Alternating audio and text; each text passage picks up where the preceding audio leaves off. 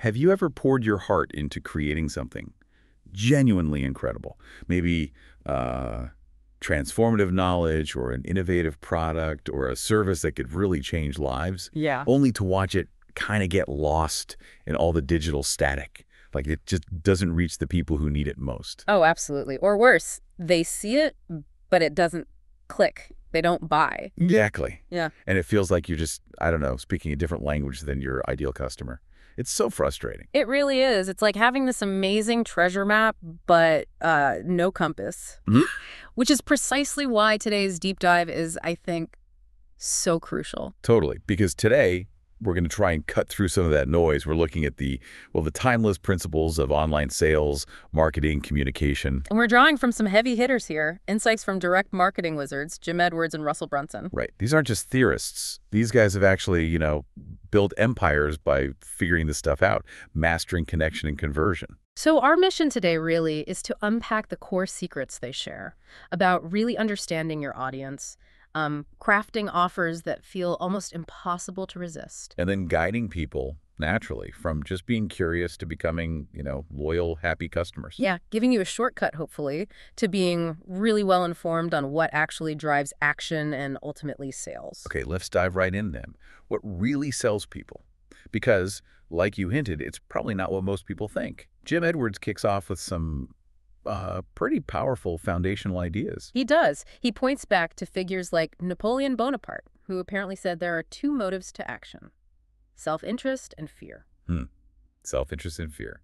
Okay. And Dale Carnegie, How to Win Friends and Influence People, Yeah. he famously said, when dealing with people, remember, you are not dealing with creatures of logic, but creatures of emotion. Creatures of emotion. That feels very true in sales. It's fundamental. Both these insights point to the same thing. Emotion drives the sale, not intellect. People buy based on how something makes them feel. So what about all the logic, the features, the specs? That comes later. Intellect is used mostly for justification, to build a rational case for a decision that was actually made emotionally in the gut. Okay, that makes sense. We often hear focus on benefits, not features. But it sounds like Edwards pushes even beyond that. He does. He takes us to the level of meaning. So a feature is just what something is, right? Like an 18-volt drive motor on a drill. Okay, yeah, technical spec. A benefit is what that feature does. So the motor helps you burn through every job quickly. That's the benefit. Faster results, got it. But the meaning, that's the deeper impact. The meaning of that drill isn't just speed. It's maybe time left over to sit down and watch the football game. Or, seeing the smile on your kid's face when you finish that treehouse project together. That's the stuff that connects. That's the meaning. Wow, okay. That distinction feature, benefit, meaning that feels really important. And speaking of connecting deeply, Edwards uses this formula from NLP, neuro-linguistic programming. Yeah, the before-after bridge formula. It's brilliant. How does that work exactly? Well, it's about guiding your prospect's imagination, future-pacing them. You start with the before. You describe their current state, but really paint a picture of the unhappiness there, the problem, the question, the roadblock that's making them miserable. You show empathy. So you're tapping into their pain first. Exactly. Then you pivot to the after. You paint this vivid picture of what life looks like once that negative is gone. You shift their focus from unhappy to happy. What does that future feel like? Okay, so you've established the pain and then the desired pleasure, the escape. Right. And then comes the bridge. That's where your product or service fits in. It becomes the clear, logical path to get them from that painful before to that wonderful after feeling. The solution connects directly to the feeling they now want. Makes sense. And another really smart technique Edwards talks about is the eliminator. This is all about preemptively removing roadblocks, those objections people have in their heads. How do you do that? You use phrases like, even if you can't, or without having to. For instance, his classic example, how to write your own ebook. Even if you can't write, can't type, and failed high school English class. Okay, yeah, that definitely grabs your attention. It just dismantles the biggest excuses right away. Totally. It makes the prospect think, oh, hang on, maybe I can do this after all. It gets them leaning in. And that leads nicely into another idea, the dollars for dimes value proposition. You mentioned this comes from Marlon Sanders. Yeah, dollars for dimes. The core idea is that your offer, especially when you stack it with bonuses, should feel like it's worth, say, 10 times what you're actually charging. So it feels overwhelmingly valuable. Exactly. Like someone's literally offering you dollars for your dimes. You wouldn't just take one. You'd say, how many can I get? It shifts the psychology away from cost towards just massive value. Changing the whole frame of the transaction. Precisely. And underpinning all these techniques, Jim Edwards really hammers home this point. Better copy comes from higher levels of empathy. It's not just about word tricks, then. It's about truly understanding. Spot on. Real empathy. You need to dig into their fears, their deepest desires, their hidden objections. Edwards even suggests asking yourself or your audience things like, what actually terrifies you right now? Or what's your deepest desire for your life? Wow, those are deep questions. They are. But getting those answers helps you craft messages that don't just, get noticed, but feel like you're speaking directly to them, to their soul, almost. Okay, so understanding that emotional core, that why people buy, is step one. Foundational. Absolutely. But knowing what sells is, like, only half the equation, right? The next big piece has to be, who are you selling to? And crucially, how on earth you find them. Right. And this is where Russell Brunson's work, particularly his secret formula, becomes incredibly useful for finding those dream customers. Okay, the secret formula. Lay it on me. It's 4 core questions. First, who is your dream client? And this isn't just, age 35, 45, female, income X. Deeper than demographic. Way deeper, get granular. What music do they listen to? What health issues might they have? What websites do they hang out on? What podcasts? You want this really detailed, almost photographic image. Okay, crystal clear avatar. What's next? Second, where are they congregating? This is key. Brunson's big insight here is that the traffic, your ideal customers, they're already out there. You don't have to create the audience from scratch. Exactly. They're already gathered online. In forums, specific blogs, Facebook groups, listening to certain podcasts, buying certain books on Amazon, searching specific terms on Google. He uses the analogy of a church congregation. They're already gathered. Your job is just to find the right church, not build a new one. I like that analogy. Find the existing congregation. So, third question. Third, what bait can you create to attract them and repel everyone else? Well, this is about crafting your unique offer, your lead magnet, whatever it is, specifically for that dream client you identified. It should pull them in and push others away. Makes sense. Needs to be specific. And the last one. Fourth, what result do you want to give them? What's the tangible, life-changing transformation your product or service actually delivers? Define that clearly. Who, where, bait, result. Okay, and speaking of those congregations, Brunson talks about the Dream 100. What's that? The Dream 100 is basically your target list. It's a list of, say, 100 people, brands, influencers, podcasts, blogs, whoever already has your dream customers gathered in their audience. Ah, so you're leveraging their congregations. Clever. How do you do that? 2 main ways. First is working your way in. This is about earning traffic, building relationships, providing value, and getting free exposure. Like being a guest on their podcast. Exactly. Or writing a guest post for their blog, getting interviewed. Brunson tells this great story about Tony Robbins. He spent years building a relationship, offering value, serving him first, before finally asking if Tony would interview him on his Facebook page to promote a book. That one video. Over 3 million views. It shows the power of patience and earned trust. Wow. 3 million views. That's incredible. But let's be real. Most people don't have years to nurture a relationship like that. Or maybe it's just not feasible. What's the alternative? That's where the second approach comes in. Buying your way in. This is controlled traffic. Paid ads. Right. When earning your way in isn't quick enough or possible, you can still reach the audiences of your Dream 100 through paid advertising. Facebook ads, Google ads, solo email ads, whatever works. You're essentially renting access to their curated audience. And you mentioned something interesting earlier. You can even target people who might not like you. Well, yeah, indirectly. The point is, if someone on your Dream 100 list has your dream customers in their audience, you can pay to put your message in front of those customers, regardless of the list owner's personal opinion of you. You're buying access to the audience. Got it. So it all comes down to these different types of traffic. Exactly.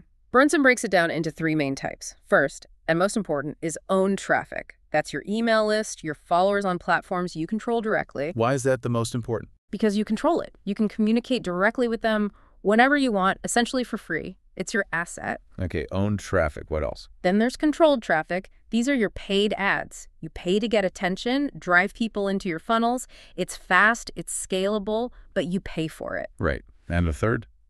Earned traffic. Think SEO, Guest posts showing up organically, YouTube discovery.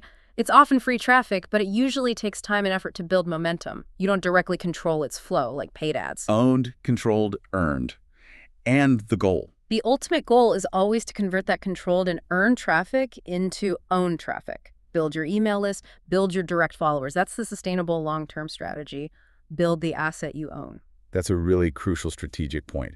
Okay, so now we're finding these dream customers. We're bringing them in. Yeah. How do we actually connect? How do we convert them? This seems like where communication and sales funnels really merge. Absolutely. And it often starts with developing what Brunson calls the attractive character. Attractive character. Sounds like making someone up. Not necessarily. It's about having a relatable person, a personality at the forefront of your business. It's not about fabricating a persona, but zeroing in on a real story, including flaws and struggles. Authenticity is key here. People connect with real people. Okay, so it's about being human. Can you give an example? Sure. Think about Jared from Subway. Before him, Subway was just, another sandwich shop. Right. But when they made Jared this regular guy who lost a ton of weight eating their sandwiches, their attractive character, suddenly Subway became a weight loss plan. People related to his story, his transformation. It instantly communicated the potential benefit. Ah, I see. His story became the connection point. Exactly. And Russell himself talks about sharing his own family stories, the ups and downs, and how that attracted entirely new audiences who resonated with him on a human level, not just a business level. Okay, so establish that relatable character. Then what? How do you use that connection? Well, one powerful tool, especially for email, is the soap opera sequence, or SOS. Soap opera sequence. Sounds dramatic. It kind of is. It's an email sequence designed specifically to build an immediate, almost addictive bond with new subscribers. How does it work? You start with high drama, maybe a cliffhanger from your attractive character story, and you use these open and close loops. You answer one question but raise another to keep people hooked, wanting the next email. Just like a TV soap opera makes you tune in next week. So you're building anticipation and connection over several emails, not just selling immediately. Precisely. You're earning their attention and trust through story, which leads perfectly into another huge concept, the epiphany bridge. Epiphany bridge. Okay, what's the idea here? Remember we said people buy emotionally, justify logically? The epiphany bridge is pure emotional connection. It's about storytelling, but specifically telling the story of your own realization, your own aha moment related to what you're offering. So you share your own journey of discovery. Yes. But the key is you tell it in a way that puts the listener or reader into the same emotional state you were in when you had that epiphany. You guide them across the bridge to have their own internal aha moment. So they feel the insight themselves. It's not just you telling them something. Exactly. They arrive at the conclusions seemingly on their own, which is way more powerful. It bypasses skepticism. Think about like Magneto in X-Men discovering his powers through that intense emotional pain. That resonates more than just saying he has powers. Gotcha. And if the idea is complex? Brunson suggests simplifying. Use analogies. Say it's kind of like frame it in terms they already understand. This ties into storytelling structure too, right? The hero's journey. Absolutely. Brunson talks about the hero's two journeys. There's the external journey, achieving the goal, getting the thing. But there's also the internal journey, the person the hero becomes, the transformation. And sharing struggles is important. Crucial. Sharing flaws, struggles, makes the character relatable. Think Superman. He's almost boringly perfect until you introduce kryptonite. That vulnerability makes us care. Sharing your own kryptonite builds rapport. Okay, this is making sense. Be real, tell stories, create epiphanies. What about standing out? Markets are crowded. This is where polarity comes in. Brunson argues strongly against being neutral. Neutrality is boring. Taking a stance, creating some polarity, attracting passionate fans, even if it means upsetting some others, is far more effective. So don't be afraid to have an opinion, basically. Right. Find the prolific zone. It's that sweet spot between, say, boring mainstream advice and the totally crazy, unbelievable stuff. Can you give an example of the prolific zone? Dave Asprey in Bulletproof Coffee is a great one. Putting butter and MCT oil in coffee to lose weight and boost brain power. That wasn't mainstream or completely insane. It was different, polarizing, and it created a massive movement from that prolific zone. Huh. Interesting. And this unique stance helps position what you offer. As a new opportunity. This is another huge point from Brunson. Sell a new opportunity, not just an improvement on something they've already tried and maybe failed at. Why is that distinction so important?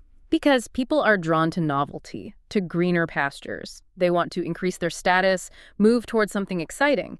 Selling an improvement often implicitly forces them to admit past failure, which creates resistance.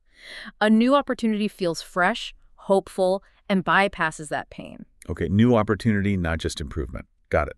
So all these communication principles, the stories, the character, the positioning, they fuel the actual sales funnels. Exactly. They're the engine. The funnel is the vehicle. And a key concept in funnels is the pre-frame. Pre-frame, what's that? It's about setting the stage, preparing the audience's mindset before they even encounter your main message or offer. How does that work in practice? Remember that MIT study? Students were told a guest lecturer was either warm or cold before he arrived. That one word completely changed how they perceived his lecture, even though the lecture itself was identical.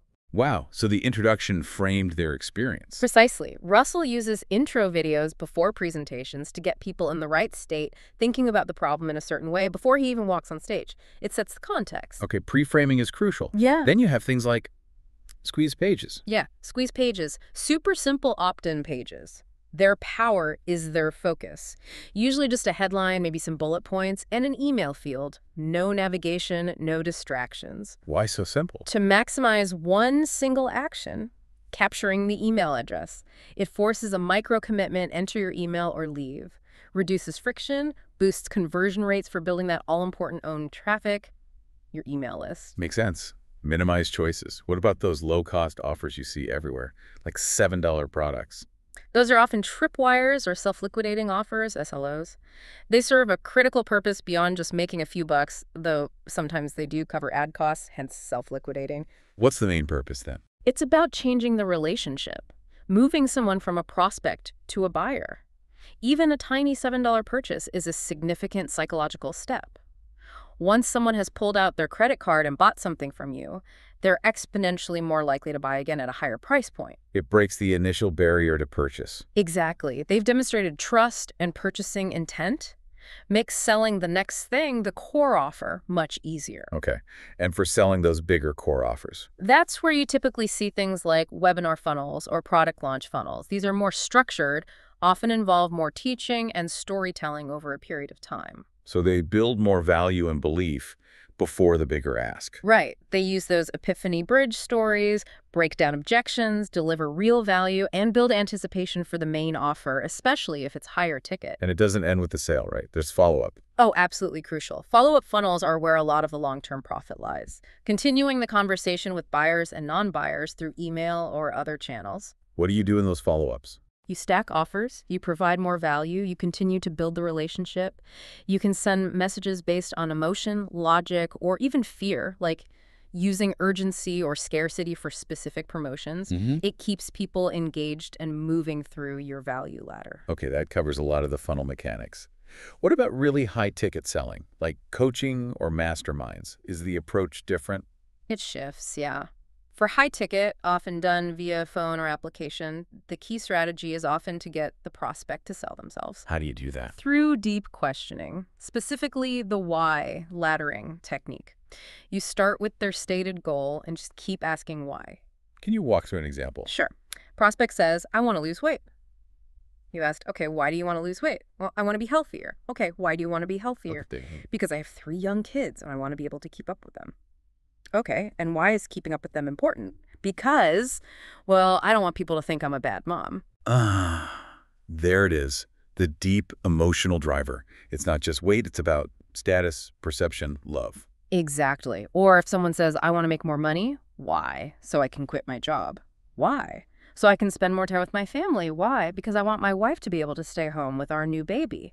Again, it connects to love, family, core values. So by asking why, repeatedly, you uncover those deep motivations and they articulate them. Yes. And once they've voiced that deep why themselves, your high-ticket solution feels less like a purchase and more like the obvious, necessary path to achieving that fundamental desire they've just uncovered.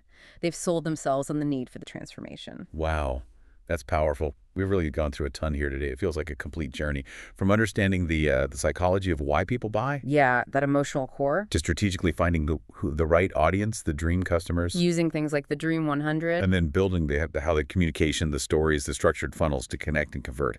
It really is a comprehensive framework, not just a random bag of tricks, but a blueprint, really, that you can adapt to pretty much any platform or any offer. So if someone's listening to this and feeling a bit overwhelmed, like, where do they even start? What's the core advice boiled down? I think it comes down to three things, really. First, get absolutely crystal clear on who you are truly meant to serve. And then, what is the genuinely new opportunity you are bringing them? Not just an improvement, remember. So clarity on who and the new opportunity. What's second? Second, maybe counterintuitively, focus intensely on getting real results for a small initial group first, like a beta group. Pour everything into their success. Why start small? Because those initial tangible results, those real-life transformations, that becomes the undeniable proof, the foundation, the powerful stories you'll build everything else on. Your best marketing is your customer's success. Right. Results first, then scale. Yeah. And the third thing? Become a master storyteller. Seriously.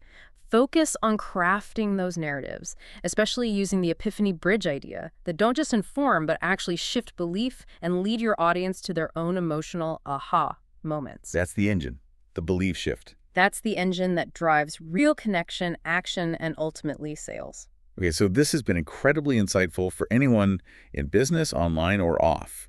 But let's zoom out for a final thought. What does all this mean for you, the listener, maybe beyond just selling something? That's a great question. Because these principles we've talked about, identifying core desires, crafting compelling narratives that create epiphanies, building a loyal following, these aren't just for business. You could apply them elsewhere. Think about it. They can be applied to almost any message, any idea, any cause you feel passionate about and want to champion in your own life, whether it's in your community, your family, your career. So the provocative thought to leave everyone with is maybe? Yeah, consider this. Based on your unique experiences and passions, what mass movement, big or small, might you be uniquely called to create? How could you use these ideas to gather your own congregation around something that truly matters? Something to chew on, for sure. Indeed. Well, thanks for joining us for this deep dive.